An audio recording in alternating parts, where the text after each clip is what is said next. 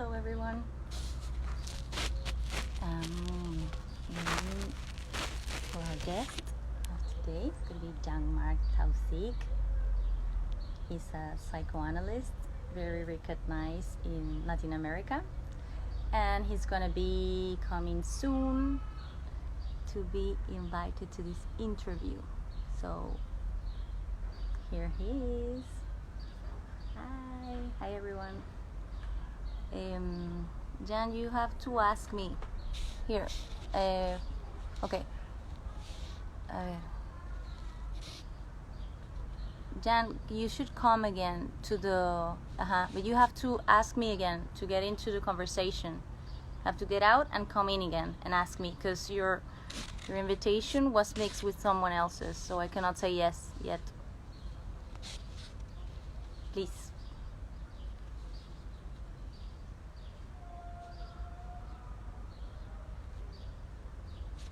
Hello everyone. I'm just waiting for our guest to come to the conversation. So can anyone listen to the song I'm listening right now? Is it yes? No? You're listening to the sky, but not. Here he comes. Yay.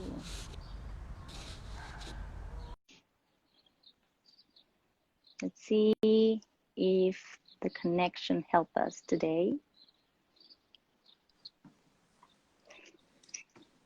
Hello. Bueno, hola. Yo creí que era a las 3 de la tarde, porque además vi el número y decía a las 3 y me puse a correr, pero aquí estamos a las 2 de la tarde. Mejor. Todo bien, claro, fluimos y todo bien. Perfecto. ¿Tienes tu Yone, vino? qué lindo Do you have verte. your glass of wine?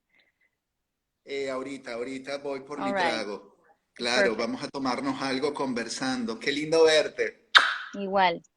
Okay, I'm going to do the introduction in English because many of the people that are following this account are people who come from different parts of the world. Okay, it's not just Latin America. So I'm just going to do the introduction so people can know what we're going to be talking about.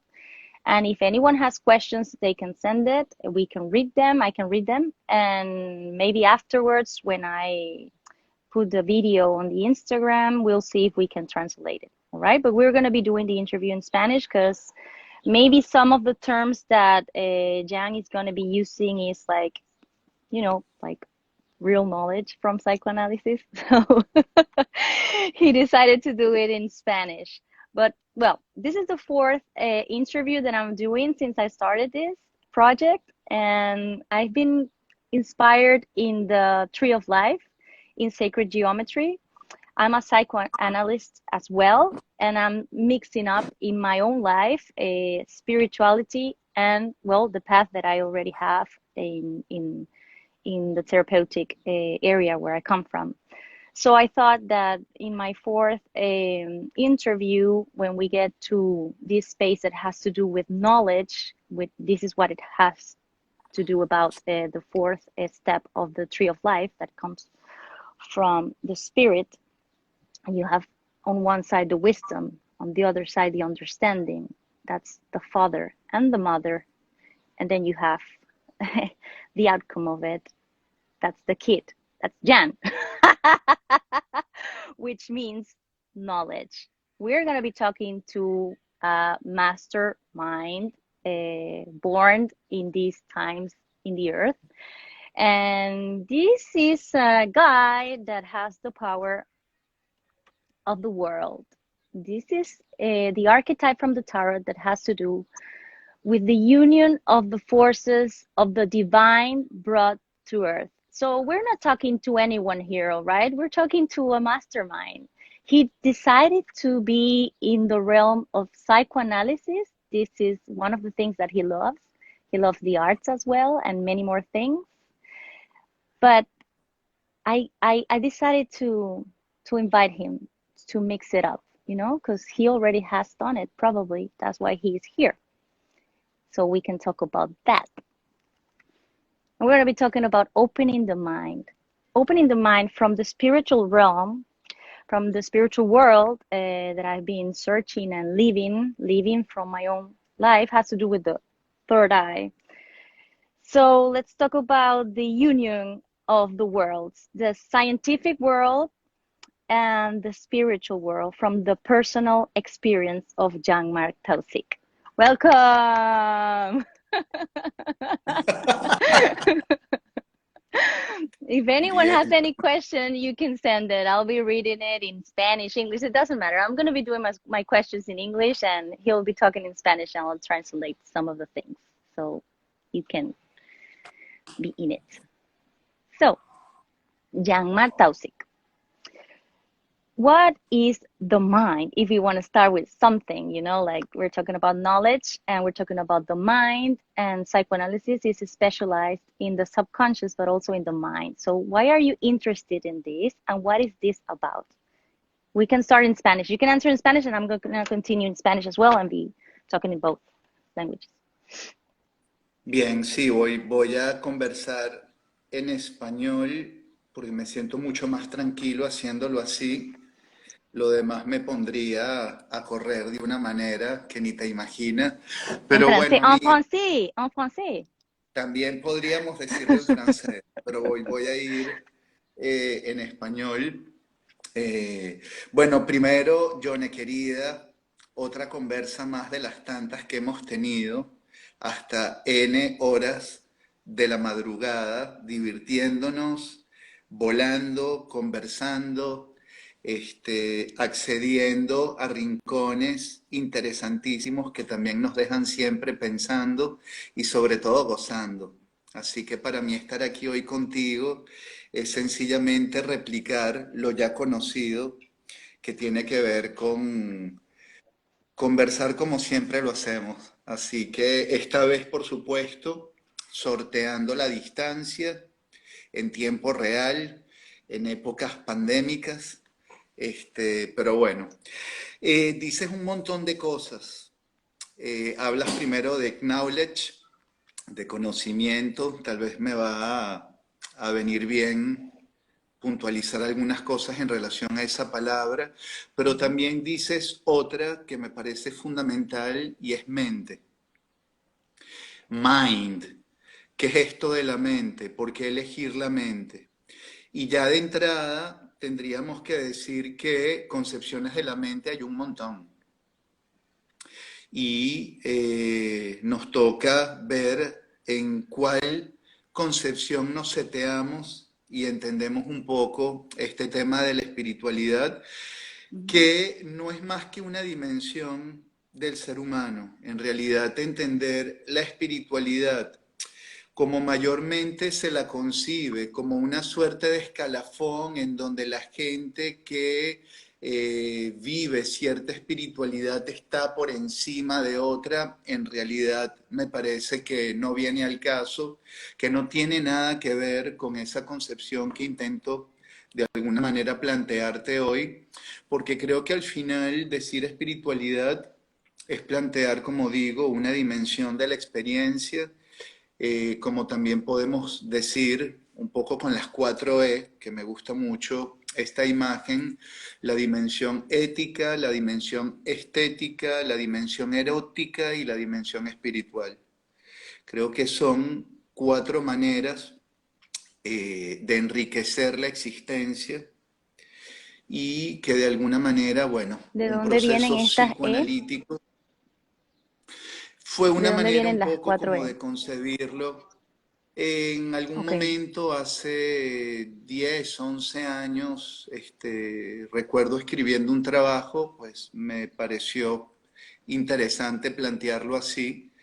porque son los lugares en donde el sujeto se cultiva y consigue una relación con el mundo y consigo mismo Dijiste ética, enriquecida. ética, estética, erotismo, y la cuarta, ¿cuál es? Y espiritualidad, espiritualidad, Espiritualidad. que es un poco lo que hoy nos convoca para hablar. En un campo de trabajo como el psicoanalítico, en donde por lo general pareciesen determinadas líneas no incluirse, al menos explícitamente, pero que está implícitamente atravesada en toda la experiencia analítica. No importa la corriente teórica que un psicoanalista ejerza, pero de algún modo siempre esto va a estar colocado allí, más implícito que explícito, porque también hay dos tipos de espiritualidad, la que uno elige vivir inserto en una tradición que apunta a un conocimiento y digamos que es una suerte de espiritualidad más explícita, pero también está la espiritualidad cotidiana, la del día a día, la que en estos pequeños guiños de la existencia abren toda una dimensión de sentido y que esta es la que yo elijo de alguna manera transitar. Desde las múltiples identidades que también a uno lo atraviesan, porque como tú dices, bueno, soy psicoanalista, pero también soy otras cosas y de algún modo esa espiritualidad es un telón de fondo que está presente en todas esas, digamos, identidades que uno vive cotidianamente, ¿no? ¿Cómo incluyes tú la espiritualidad en tu trabajo con pacientes? ¿Cómo entra esto dentro del consultorio? Bueno, ahí avancé algo que tiene que ver con la dimensión del sentido. Por supuesto, vamos a tener que entrar en ciertas conceptualizaciones que a veces pueden ser complejas porque se inscriben, digamos, en determinadas terminologías. Voy a tratar de hacerlo, digamos, lo más llano posible, pero digamos que cuando el hombre intenta comprender, intenta situarse en la existencia, intenta aportar un sentido a su experiencia, de algún modo está, por supuesto, vivenciando algo que es de lo humano, pero que de alguna manera también lo inscribe en una dimensión más profunda. Entonces, para mí, ya esta búsqueda del sentido, indistintamente que sea en una primera escala, una búsqueda del sentido que apunta a cómo ese sujeto se ubica en una dinámica familiar o en una dinámica de pareja o en una dinámica grupal, que tiene que ver, por supuesto, con este aspecto que viene atravesado por pasiones, por atracciones y repulsiones, pero que eventualmente pues se va abriendo este campo de una manera yo diría casi como rizomática y se va accediendo a una manera de concebirse a sí mismo en donde vuelvo al punto. Está una dimensión ética que tiene que ver con esa capacidad de elegir, pero también de renunciar, de asumirse a sí mismo más allá de una dimensión moral que tiene más que ver con el grupo, una dimensión estética, sensible, que tiene también que ver con el modo en que determinados aspectos impactan en el sujeto por la vía de la emoción y también uno tiene que arreglárselas con eso. Una dimensión erótica que por supuesto tiene como imagen príncipe el acto sexual, pero digamos que esa es una metáfora para plantear el modo en el que nos vinculamos con los otros, con nosotros, y por supuesto una dimensión espiritual que más allá de las escrituras, de las tradiciones, también nos ubica en un lugar minúsculo frente a la creación, pero en donde también nos sabemos parte de eso. Entonces ya ahí inauguramos, si se quiere, una dimensión hasta ecológica del psiquismo, en donde hay por un lado una diferenciación, pero al mismo tiempo una identidad con aquello que nos rodea. Y obviamente a partir de allí aspectos como lo político, como lo social, como lo económico, pasan también a estar atravesados por otros matices. Tú estás Entonces, hablando bueno, de un plano que es bastante elevado. O sea, yo me pregunto si el paciente, por hablar del paciente, ¿no? Por ponerlo en algún setting, porque no tendría por qué ser en el setting terapéutico necesariamente, ¿ok?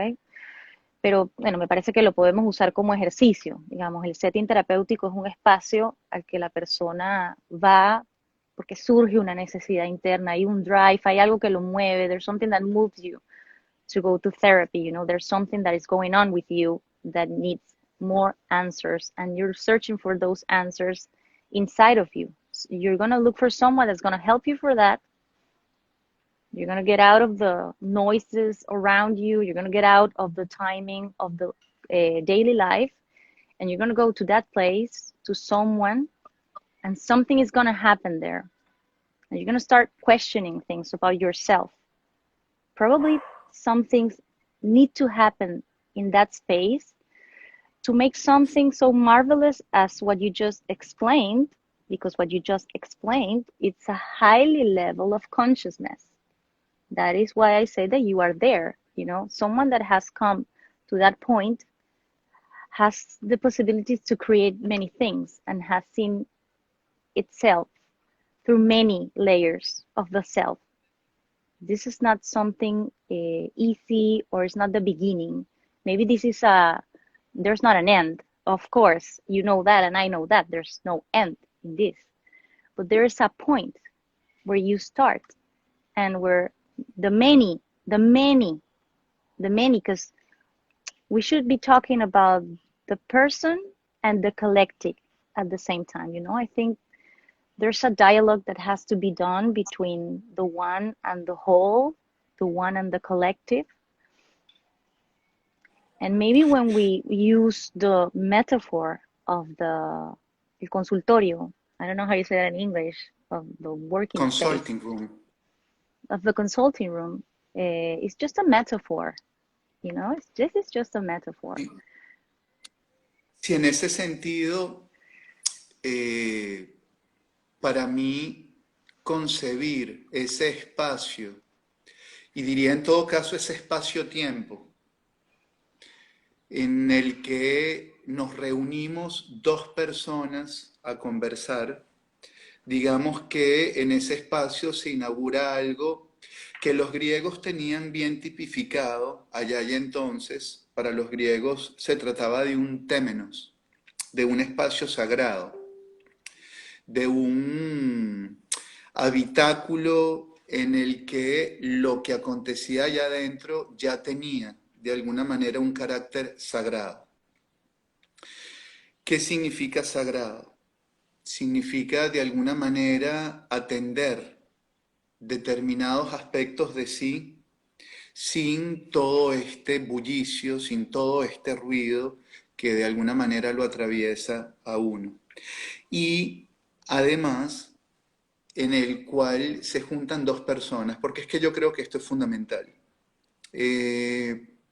Al menos en la mayoría de las tradiciones de la espiritualidad, más allá de otras, en donde por ejemplo está el asceta, que se retira del mundo y se va al desierto, bueno, porque existen varias maneras también de concebir la espiritualidad, pero el psicoanálisis fundamentalmente tiene que ver con dos personas. Una persona que en teoría ya sabe algo que el otro no sabe, pero en el cual a través de ese tiempo, de ese cultivar en el espacio esta relación, el otro va a descubrir que sí sabía algo que no quería saber. Y ya esto de alguna manera inaugura una tradición de a dos, donde siempre hay, si seguimos esta línea tradicional, un maestro y un discípulo, que por supuesto no es lo que busca el psicoanálisis, pero es por donde empieza, porque también a veces uno quiere tener mucho reparo en distinguir que el trabajo psicoanalítico no tiene que ver con eso, pero empieza desde allí. El lacaniano lo entiende como un supuesto saber que el otro tiene y que el otro le va a donar a uno algo que a uno le falta, y al final del corrido, bueno, uno va a descubrir que tiene algo que no sabía que tenía y también va a asumir que definitivamente hay algo que no tiene y va a tener que Pero, poder ¿tú también crees que lidiar con esto es eso. teoría? ¿Esto es teoría porque lo es? ¿O esto es realidad? Digamos, Es una dentro del experiencia. campo psicoanalítico, pero dentro del campo Incon psicoanalítico, ¿tú crees que los psicoanalistas, los terapeutas, no hablemos de psicoanalistas nada más, ¿ok? Sino, ¿tú crees que el terapeuta entiende que él es un sujeto de supuesto saber que realmente es supuesto y que no sabe, o en el fondo el saber supuesto del propio terapeuta termina teniendo un impacto en el recorrido que logra hacer ese ser que viene a ese espacio, y eso también es determinante del proceso del individuo, digamos, hasta qué punto, y este es el terapeuta, pero podemos estar hablando de una pareja, podemos estar hablando de un amigo, podemos estar hablando de un sacerdote, podemos estar hablando de un grupo de crecimiento personal o espiritual, podemos estar hablando de cualquier sujeto de supuesto saber. ¿Qué impacto termina teniendo esa posición asimétrica y el que se supone que sabe más, que es el maestro, no tenga la posibilidad de reconocerse como alguien que no sabe tanto? El que sabe que no sabe tanto es un verdadero maestro, pero la maestría no es común tampoco, realmente. Ese nivel de Bueno, maestría no es común. sí, totalmente. Por supuesto que ¿No, esto tú que tú piensas planteas, eso o no? sí, yo pienso que esto que tú estás planteando definitivamente tiene también que ver con el modo en que cada analista transita su propio análisis. Y obviamente que también aquí se plantean distintas etapas de un trabajo psicoanalítico que también toma en cuenta distintas estructuras que vienen a hacer un análisis, porque no es lo mismo lo que implica trabajar con una estructura en donde básicamente hay un conflicto y a partir de ese conflicto el sujeto tolera la falta, a trabajar con determinadas estructuras más deficitarias en donde efectivamente uno tiene que donar algo en un primer tiempo Ujú. para construir un aparato psíquico que eventualmente también pueda prescindir de ese saber. Entonces, obviamente hay analistas que se identifican con el saber, es un peligro, pero también veamos, es un peligro dentro de determinadas líneas de trabajo, para otras no. Aquí estamos también en una Babel en donde hay muchas concepciones distintas sobre lo que es el trabajo psicoanalítico. Pero me pone esto a pensar en la doble dimensión de una palabra que en este momento puede ser interesante pensar, porque por un lado, como dice el dicho, el hábito no hace al monje. Pero cuando el dicho refiere a esto, tiene que ver con el hábito con el cual se viste el monje. Pero si encontramos otra vuelta al hábito, entonces también decimos que el hábito sí hace al monje, en la medida en que hablamos también de un hábito en el sentido de habitar, es decir, aquello que todos los días hacemos con conciencia y que de alguna manera también como analistas nos enfrenta a nuestro propio no saber, y en donde a partir de allí también nos encontramos con el otro, también conscientes de nuestra propia falta, de nuestra propia dificultad, de nuestro propio límite, porque digamos que ya aquí puedo avanzar una idea interesante en relación a la espiritualidad, y es que la espiritualidad se arraiga precisamente en la incertidumbre de ese no saber. Digamos que hay algo que se relaciona con la negatividad y no con la positividad, con Sí, eso con que el siempre vacío va a y no ser con el lleno. exactamente, con un vacío que siempre va a ser indescifrable, que va a ser fértil en un nivel y que todo sentido que yo le aporte a la experiencia igual es sobre el telón de fondo del no sentido. Siempre ese sentido es un sentido penúltimo, sujeto a revisión, que con el tiempo también se va transformando, pero que también sabemos que es una ficción con la que corresponde vivir y no porque sea ficción es menos real. Te refieres a la Entonces, ficción del sentido, del sentido, de exclusivamente. la identidad, exactamente, porque también sabemos que la identidad es un constructo, Ujú. que es algo que va mutando con el tiempo, que a veces es lo mejor que tenemos para poder, digamos, vivir sanamente, pero como constructo, digamos que tiene algo de artificioso. Fíjate, a mí me parece Entonces, interesante que uno de los libros que tú me acabas de recomendar hace poco, que de hecho lo tengo aquí porque quería mostrarlo, me parece que esto es una ah, joya, esto es increíble, es Psicología Transpersonal de Michael Washburn. Y esto es una maravilla. es una joya porque cuando habla de la crisis de identidad,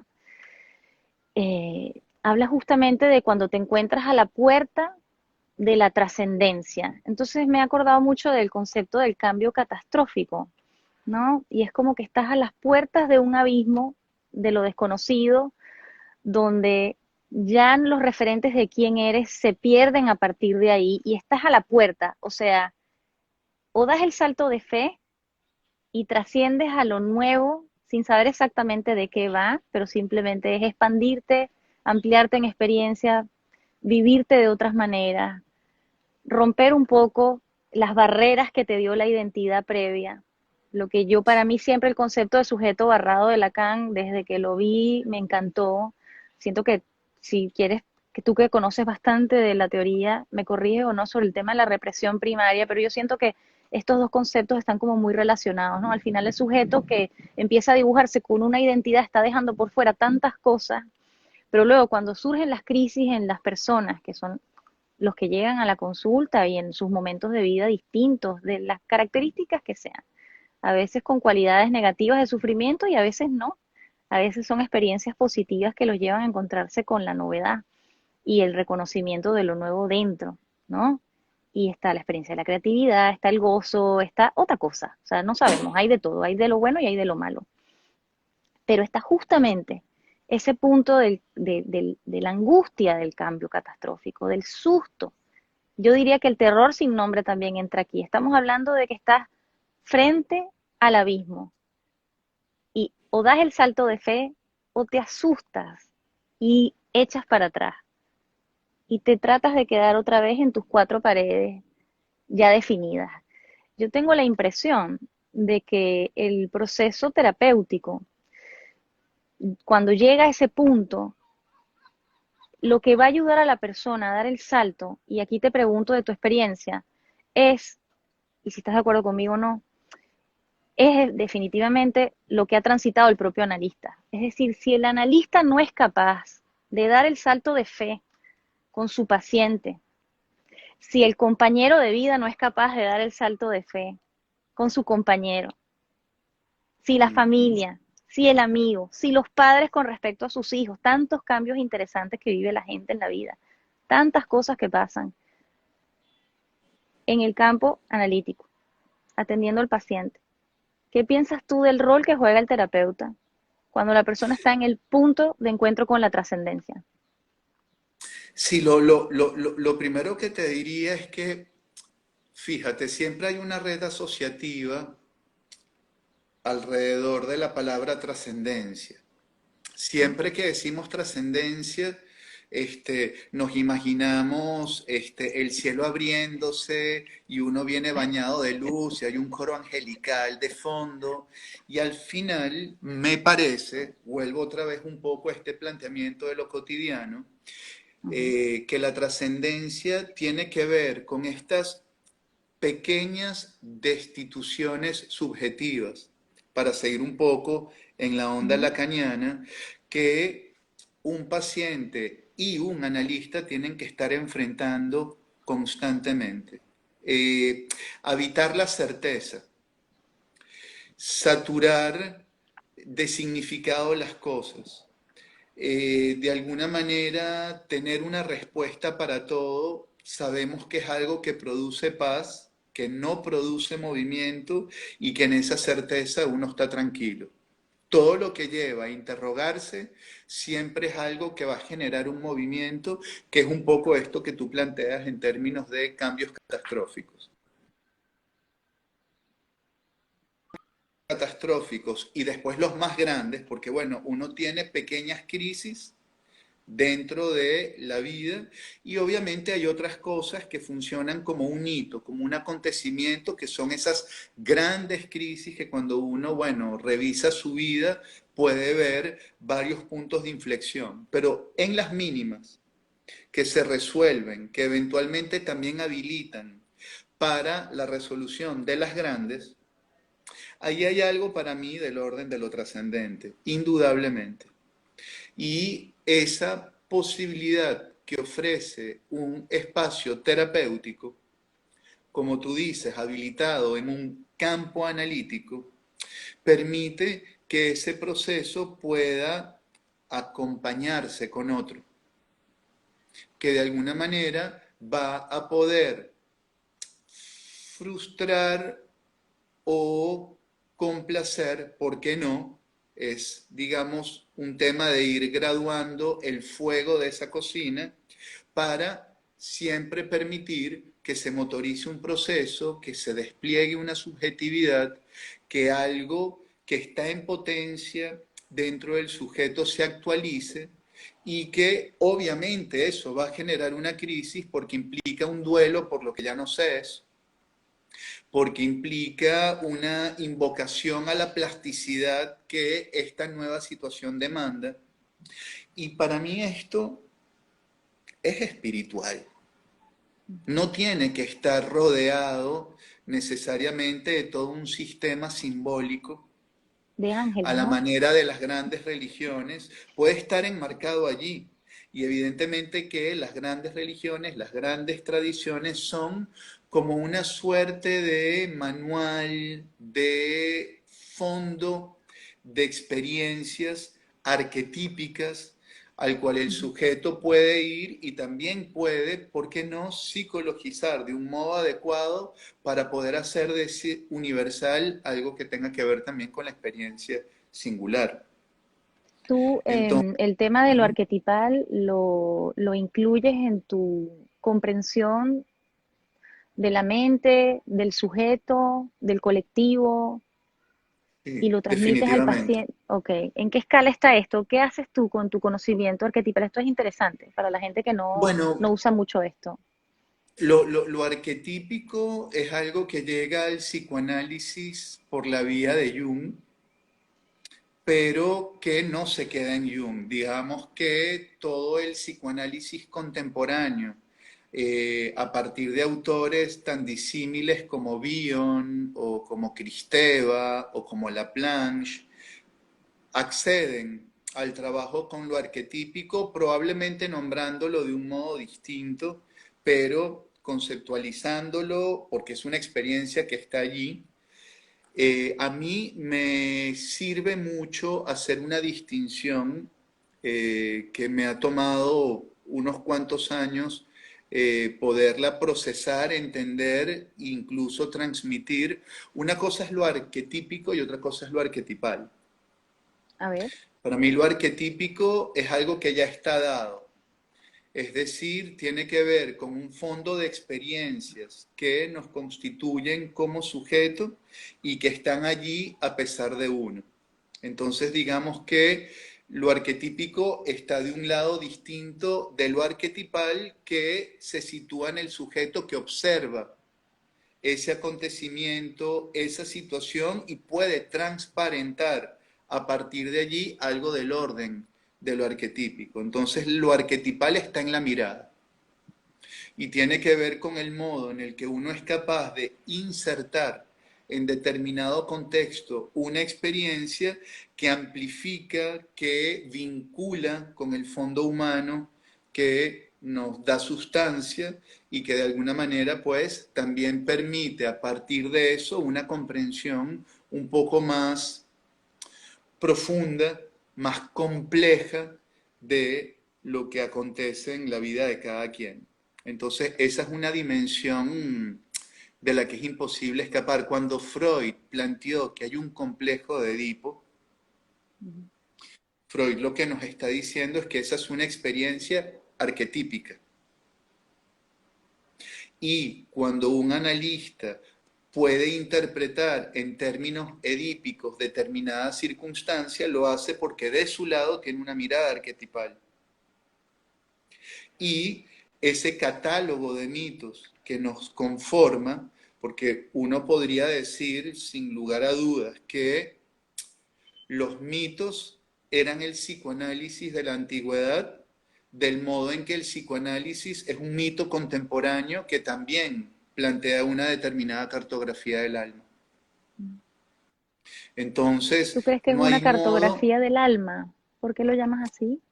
bueno, porque es una manera de ir puntuando ciertas experiencias anímicas que de alguna manera son en el mismo lugar singulares, pero también universales.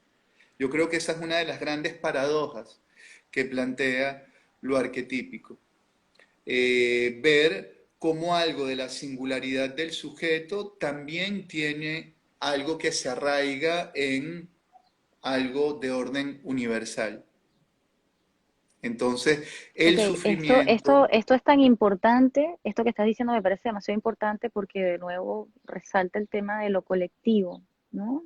Y claro, uh-huh, hay un nivel de esto que, digamos, no sé en qué reino lo colocarías tú, o sea, dónde colocamos el inconsciente colectivo, dónde lo colocamos, dónde está puesto.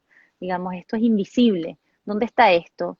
Desde la espiritualidad hablan del reino de the thoughts, you know, the realm of thoughts, hablan del reino del pensamiento, del reino de las ideas en realidad. Este es el reino de las ideas, ¿ok? Luego hablan del reino del pensamiento, que es la posibilidad de traducir algo en información, que de hecho eso es lo que tú y yo estamos tratando de hacer hoy. Lo que estamos tratando de hacer es vincular lo que está arriba con lo que está abajo, que es la experiencia humana.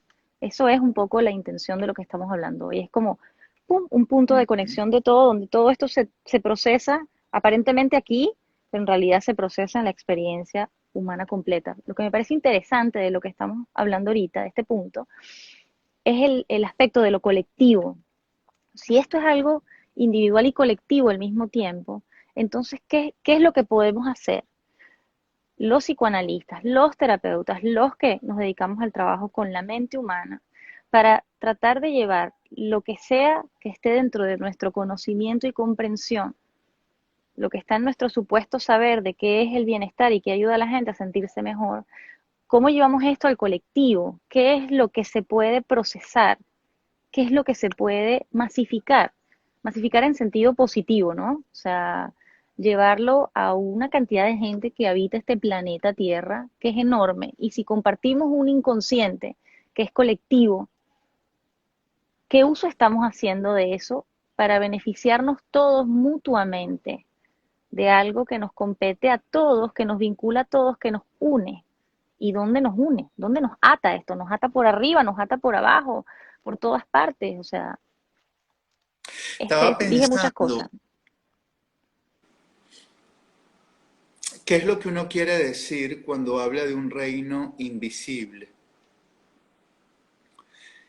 Y con el tiempo me ha parecido, y esta es una idea que va cobrando cada vez más fuerza en mí, que esto que es invisible precisamente porque es tan obvio, tan visible, y lo buscamos en otro lugar, que no lo terminamos encontrando en donde está. Siempre que hablamos también del orden de lo espiritual, nos da por pensar en términos de algo sobrenatural. Y yo pienso que más que sobrenatural es más bien lo natural. Está allí, está dado allí. Lo que hay es que poderlo captar mediante un determinado modo de aprehensión de las cosas. Pero tomemos el modelo que toma Jung. Vamos a invocar a Jung, ya que estábamos hablando de él hace un rato, ¿no? Él decía que lo arquetípico, si uno observaba el modo en el que se conformaba en un microscopio un grano de sal, esa figura geométrica que se genera espontáneamente por efecto de lo químico, de los fenómenos físicos y que en el microscopio se ve casi como una suerte de caleidoscopio, esa energía que de alguna manera aporta esa forma y no otra, es una metáfora muy interesante que Jung utilizó para definir lo arquetípico.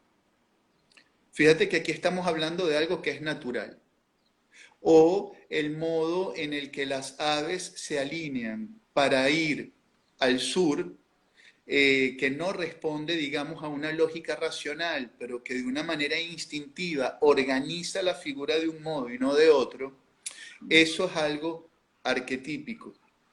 Y eso es del orden de lo natural. Y también él planteaba otra metáfora muy interesante tomada de la ciencia, porque en un primer momento tú intentabas hacer una distinción entre lo científico y lo espiritual. Cada vez creo que es una distinción menos necesaria, porque incluso grandes científicos en ese proceso creador ponen en juego algo de orden espiritual que no es posible no verlo. Entonces, en ese sentido, Eso es lo bueno del discurso científico. Digamos, es un lenguaje, o al menos mundial en nuestro caso, es un lenguaje de la humanidad que está permitiendo que muchos conceptos puedan entrar en la casa de todas las personas que validamos el lenguaje científico como un instrumento de comprensión, simplemente. y lo podríamos entender, a lo mejor algunos científicos no estarán de acuerdo, pero podríamos hacer un forzamiento y pensar en la ciencia como una metáfora que también da cuenta de un aspecto de lo real. El problema es cuando se identifica a esta metáfora, digamos, con Dios, en el sentido de que es solo esto y no hay otras. Uno puede acceder al conocimiento por la vía de la ciencia, como también puede acceder al conocimiento por la vía del arte. Y no es una línea divisoria tajante que nos haga pensar que hay arte sin ciencia, porque lo hay, del mismo modo en que tampoco hay ciencia sin arte. Entonces, cada vez entiendo las categorizaciones como una necesidad para manejarnos en un nivel de la comunicación, pero en otro nivel de la comunicación se van infinitizando todas estas áreas y las discriminaciones terminan siendo cada vez menos necesarias. Dentro del psicoanálisis, por ejemplo, hay un autor fundamental que es Ignacio Mate Blanco, que plantea un poco este modo en el que se va infinitizando la mente, pero en la medida que nos acercamos en la conciencia empiezan a haber más compartimientos estancos para pensar las cosas. Y parte de nuevo, si tomamos este autor como referencia, bueno, un trayecto espiritual es un ir y venir entre estas dos instancias. Por supuesto que tenemos que diferenciar, discriminar, clasificar, pero para después volver al fondo unitario de las cosas y después en un vaivén ir recorriendo en ambos sentidos la experiencia. Y si vamos al fondo del colectivo de nuevo, digamos que era un poco tratar de volver allí, que era pensar un poco en, bueno, qué es lo que podríamos hacer nosotros entonces para el colectivo, desde tu visión personal, ¿no? O sea, Ujú. desde tu experiencia y desde tu visión como sujeto, ¿sabes? Como persona. Dentro de este montón de gente que habitamos el planeta Tierra, montón de gente, pretensiones altas, Mm. obviamente, pensar en esto, pero a mí me parece que es interesante, me parece que aquí están los límites que hay que borrar, ¿no? Si entonces está el colectivo, y está el inconsciente colectivo, y está la conciencia colectiva, y está lo natural que nos compete a todos, que nos unifica, entonces, ¿a El, qué podemos el, apelar? el inconsciente colectivo pasa a ser un fondo simbólico de experiencias que nos conforman, mientras que la conciencia colectiva termina siendo la estereotipia, la coagulación de un aspecto de este inconsciente colectivo que eventualmente en la conciencia colectiva se convierte en el todo. Es decir, que lo que en el inconsciente colectivo funciona como símbolo, en la conciencia colectiva funciona como signo. Y es esto y solo esto y no otra cosa. Entonces, esa conciencia colectiva, por supuesto, también es necesaria, aunque limita, aunque plantea, digamos, una experiencia anémica de la realidad, es necesaria porque, bueno, también genera cultura, plantea grupalidad, hay creaciones muy importantes que se dan a partir de allí. O sea, no me parece necesario poner estas cosas en términos de bueno o malo, Claro. pero por supuesto, ese colectivo eventualmente se enfrenta a situaciones que obliga a reflexionar a ese colectivo. Por ejemplo, no podemos zafar hoy de pensar la pandemia como Totalmente. un acontecimiento que llama a una revisión del colectivo en donde determinados usos, determinados valores, determinados hábitos, determinados modos de relación tienen que de alguna manera cuestionarse y replantearse. Cuando se ¿Tú ves algunos replantean, cuestionamientos comunes ahorita dentro de este proceso que estamos viviendo? Digamos, tú puedes sí, por como tomar supuesto, algunas cosas que crees que son como cuestionamientos comunes que crees que están ocurriendo a nivel global. sí, absolutamente, para bien y para mal, obviamente, ¿no? O sea, por poner un ejemplo, antes de la pandemia, primero ubiquemos la pandemia como efectivamente un acontecimiento. ¿Por qué es un acontecimiento? Bueno, porque impacta en todas las culturas de un modo u otro, pero impacta. Obviamente es un impacto que se genera en contextos más regionales que tienen sus propios acontecimientos. Entonces, lo que tiene la pandemia es que su radio de acción es mucho más amplio, pero tú en España ya vienes atravesada también por determinados acontecimientos. La gente que vive en otros países, en Venezuela, vienen también atravesados por otros acontecimientos. Yo aquí en Argentina también, pero existe la pandemia que es una cuestión mayor. Pero desde mi punto de vista, por ejemplo, previo a la pandemia, venía ubicándose en la agenda de las naciones, por ejemplo, todo lo relacionado al asunto del cambio climático, por ejemplo. Después de muchos años de negociación, esfuerzo, trabajo, se habían hecho logros muy importantes en relación al tema de las emisiones de gases tóxicos, de todo lo que tiene que ver con los reciclajes, los usos conscientes de la energía, etcétera, etcétera. Hoy por hoy viene un acontecimiento como el COVID-19 y, por ejemplo, los fondos, la atención, los logros que se lograron con el asunto del cambio climático probablemente ahorita van a pasar a un segundo lugar. Entonces, sí, el COVID genera cambio en un nivel, pero también tiene un reverso, en donde otras cosas que se venían logrando pasan ahorita al fondo. Entonces, ¿cómo ir paulatinamente recuperando estos temas en la agenda? Cómo ir pensando que no es un tema menor, las instrumentaciones psicopáticas que cada nación va haciendo en función también de este drama que uno va viviendo. Por Ujú. supuesto, tenemos el caso de Venezuela. Hoy por hoy en la Unión Europea está el asunto que sucede en Hungría. Hoy uno dice Unión Europea de manera muy fácil, que es un logro también de la humanidad en un nivel plantear este tipo de asociaciones, pero en donde también vemos que organismos multilaterales como una Unión Europea, por ejemplo, también se van resquebrajando a partir de ver cómo se van siguiendo determinadas lógicas cada nación sin concierto. Entonces, todo el tiempo estamos, digamos, sometidos a determinadas ansiedades que tienen que hacer trabajar al psiquismo.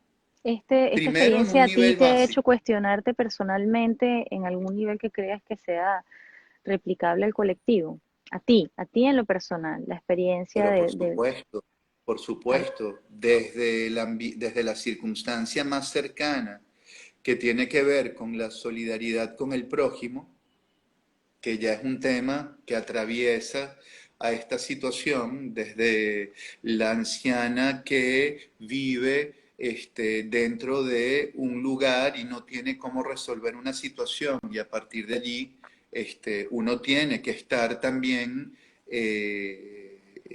pensando en cómo poder generar una ayuda, pero sin que esa ayuda también vaya en detrimento de la salud propia, porque también estamos en una situación en donde no sabemos muy bien de qué se trata todo esto, hasta, por supuesto, niveles que se van ampliando en los círculos. Fíjate, yo tengo una Entonces, impresión personal que quizás es un poco crítica, pero a mí me da la impresión de que cuando vamos entrando como en esta visión del colectivo, tengo la sensación de que lo que tú estás diciendo ahorita de la solidaridad es algo que se pierde. O sea, yo siento que el valor por el encuentro con el otro y el otro multiplicado por miles y millones, o sea, es como ese concepto de la psicología social que hablan de que se diluye la responsabilidad, es como que eso es algo que no existe en el fondo.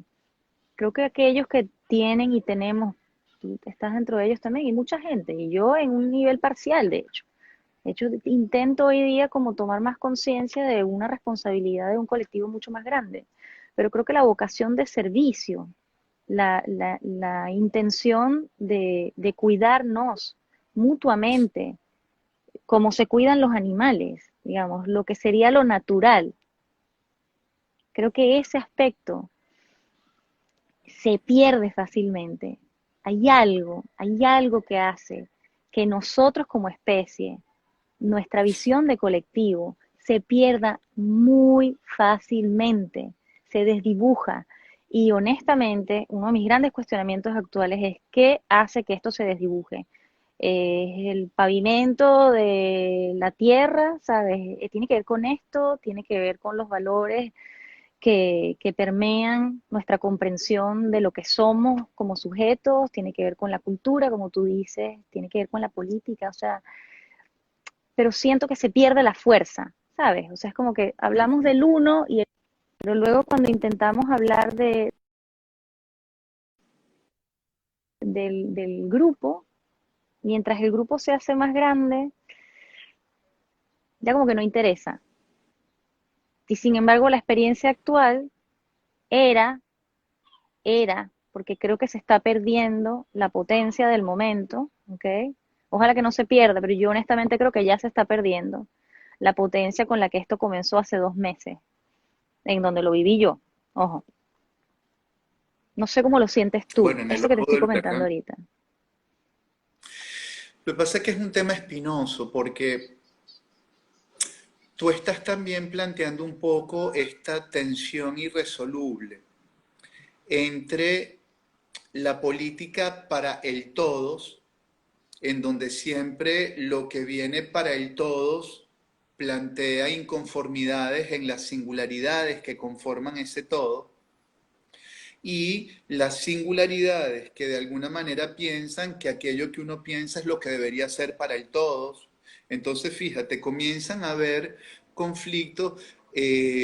Un autor, Hillman, decía que la psicología era el reverso de la política, queriendo decir con esto que si un aspecto de lo psicológico tiene que ver con la singularidad, la política pasa por otro lado. Y siempre esa singularidad no se va a sentir completamente reflejada en esto del todo. Indistintamente de que a veces, como venía y planteaba Freud en Psicología de las Masas y Análisis del Yo, también ante determinadas falencias, determinadas carencias, hay una identificación al líder, uno pasa a ser el todo, no hay un cuestionamiento de lo singular, y nosotros estamos todo el tiempo atravesando estas dos dimensiones. Bion Sí, hablaba de narcisismo y socialismo, para hablar de estas dos dimensiones del psiquismo. Una en donde en el narcisismo eh, importa lo propio, Y además había una idea muy interesante en Bion, porque él decía que primero vino el socialismo y después el narcisismo. Es decir, nosotros nacemos siendo parte del todo y siendo atravesados por este todo. Y después viene un proceso de diferenciación en donde uno llega a ser uno. Ujú. Pero me parece que no es suficiente con llegar a ser uno, sino que ahorita hay que pensar cómo ese uno se inserta en el todos sin perder su singularidad. Ahí de nuevo, ya que hablamos de espiritualidad, pienso que hay un aspecto que toca precisamente a ese proceso. Yo ¿Cómo creo que esto que dices sostenerla? es muy lindo porque me haces Ujú, pensar en el símbolo del infinito, ¿no? Hay una carta del tarot, de hecho, que habla del malabarista y lo que ujú. une esos dos aspectos es esa intención de lograr esa armonía, ¿no? Cómo lograr la armonía entre esos dos aspectos del ser.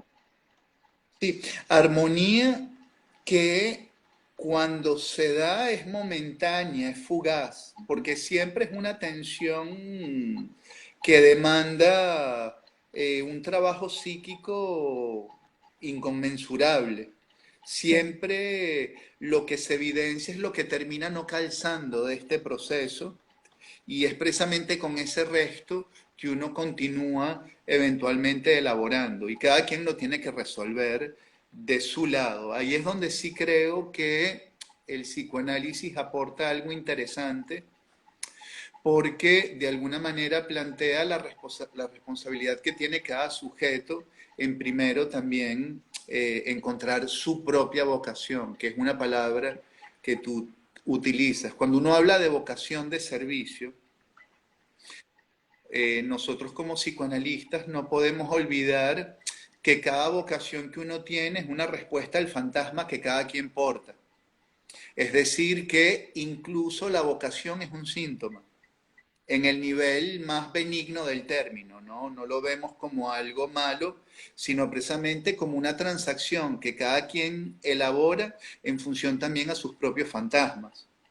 Y de nuevo, la pretensión universalizante de cada fantasma es algo que uno tiene que volver a elaborar y volver a trabajar, porque bueno, el peligro de la identificación a la vocación es algo que también uno tiene que ir cuestionando paulatinamente. Entonces, Porque el fíjate, peligro, porque hablas de peligro de identificación a la vocación. bueno, porque si me identifico a la vocación, de alguna manera ya dejo por fuera otra cantidad de elementos que eventualmente pueden señalar la plasticidad del psiquismo y obviamente que a partir de allí los que no tienen la vocación o tienen otra vocación eventualmente ya se van viendo como personas externas al grupo en el que uno practica la propia vocación. Entonces, ¿qué hay dentro de la vocación de servicio? En mi caso, yo entiendo mi propia práctica psicoanalítica como algo de orden vocacional.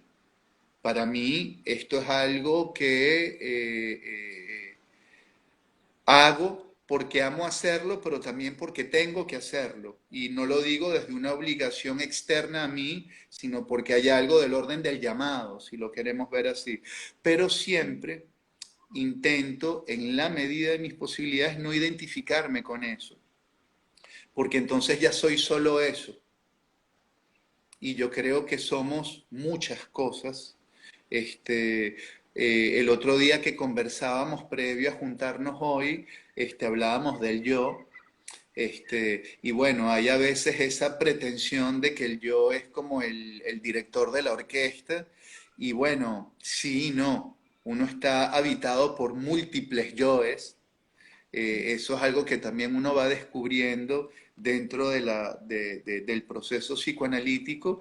Y bueno, a veces esos yoes pueden acordar algunas cosas, pero muchas veces no. Cuéntame algo, Jan, ya estamos por cerrar. Quisiera escucharte algún mensaje final para la gente que está viendo esto y la gente que lo verá luego. Si hablamos de apertura, Vale la comenzamos por pena, ahí. vale la pena analizarse, vale la pena construir un espacio en donde en este tiempo tan despersonalizado, tan atravesado por el algoritmo, pueda existir una escucha analógica, capaz de acoger al otro en su interior, metabolizarlo y de alguna manera apostar al crecimiento. Yo pienso que en estos tiempos la práctica analítica es más necesaria que nunca, indistintamente